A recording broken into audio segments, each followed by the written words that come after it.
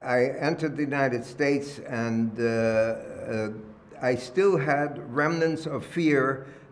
In the first year, I would try to avoid crowds as I walked across the street, because I still remembered from Germany that I should watch out for groups of people, and therefore very often I still crossed the street in the United States when I saw a group standing on a corner, and only after a while I began to realize that this is irrational. This is a past history. The problem that I also felt was the problem that came from my parents, because having emigrated, they suddenly economically went from a status of not worrying about money. In Germany, suddenly they were faced, they had some money that they had pushed across the border, but there was the fear that that would be used up, and my father had to acclimatize himself to American life. And I remember in my early days that my mother would send me to a store where potatoes were 1 or 2 cents less than at another store, in order to save the money, because we were afraid, or I became afraid, that we would not, at some point we would run out of money to buy food, because my father had not yet found a means of getting employed.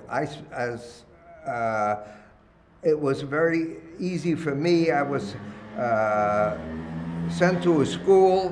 The first school they sent me to they thought I should learn English, and all the students around me didn't speak English. There was a Chinese student in front of me, a Spaniard to the right, a Greek to the left, and somebody else.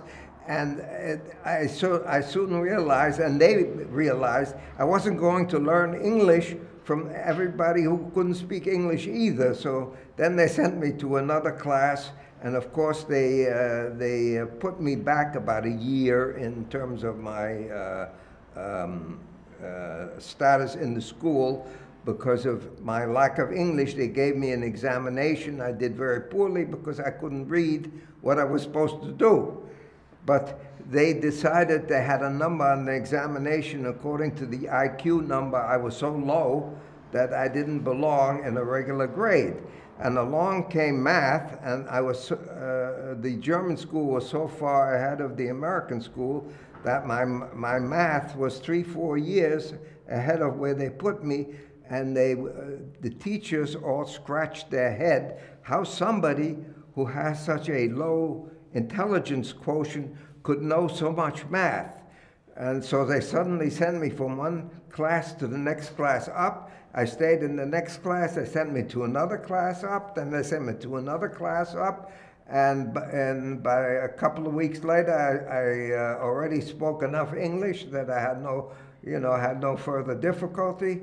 And I went through the public school. There was only one incident which I think is of some importance to students here in Germany, having lived through a period where there were extensive preparations for war. There was no understanding of any of this in the United States.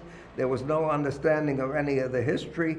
But my friend Kurt and I went to the teacher in the public school, and we said to the teacher, "Please tell us where the air raid shelter is." Now, in the United States, they never even heard of air raid shelters.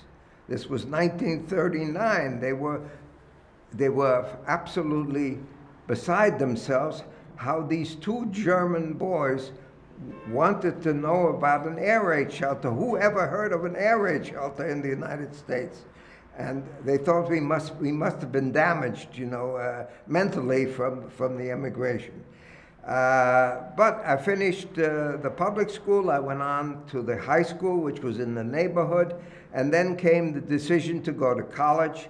And I didn't want my parents to spend that much money, and I heard that there was a university in the city of New York that if you took an examination and you did well, they would cover the entire cost except for the books. I took that examination, I got in, and I graduated with honors from the City College of New York. Now, somehow I had become interested in economics. I graduated as an economics major, but it was a recession in the United States. It was very hard to get a job. The jobs were poor and not of much quality, and I said I cannot stay as an economics major. I would have to work on Wall Street for the rest of my life. I said this is not a place I want to be for the rest of my life.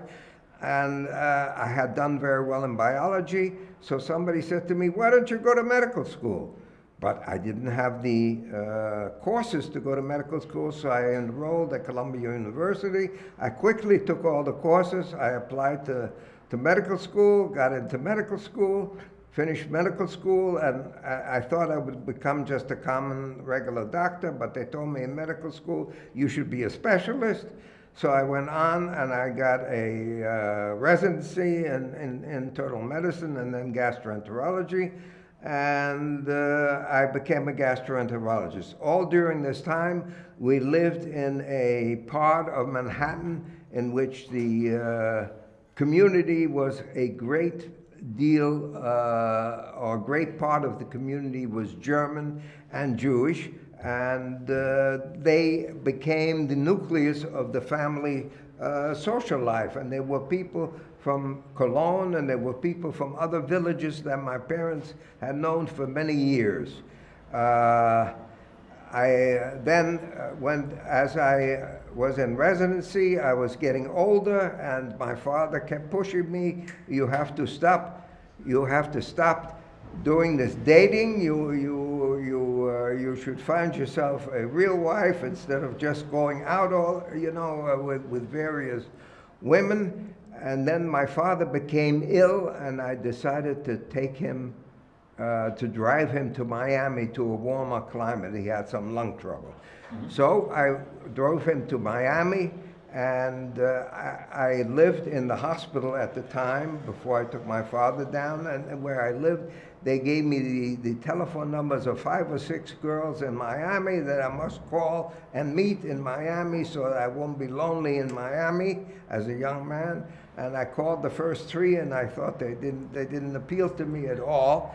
And then my father came along and said, I just spoke to my stockbroker in New York, and he has a customer who is staying in a hotel just across the street of where we're staying, and they have a daughter, and that daughter is alone.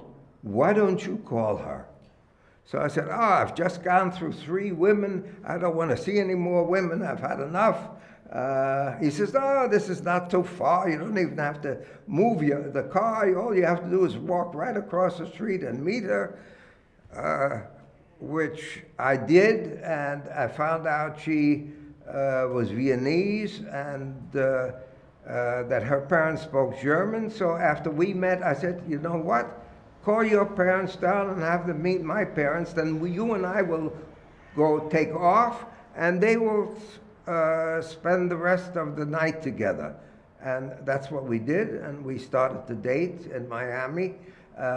We then came back to New York, and we met in New York. And Miami, I was only wearing a bathing suit and shorts.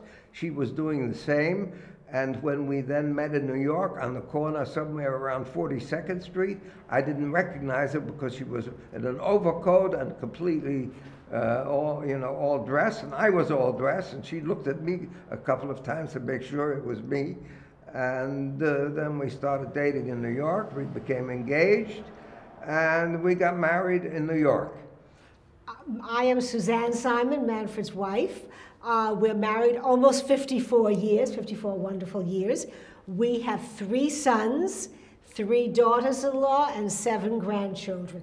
You've all met Oliver, who is the 2nd grandson, and we are very honored and happy to be here and to see the progress of the young day. Thank you.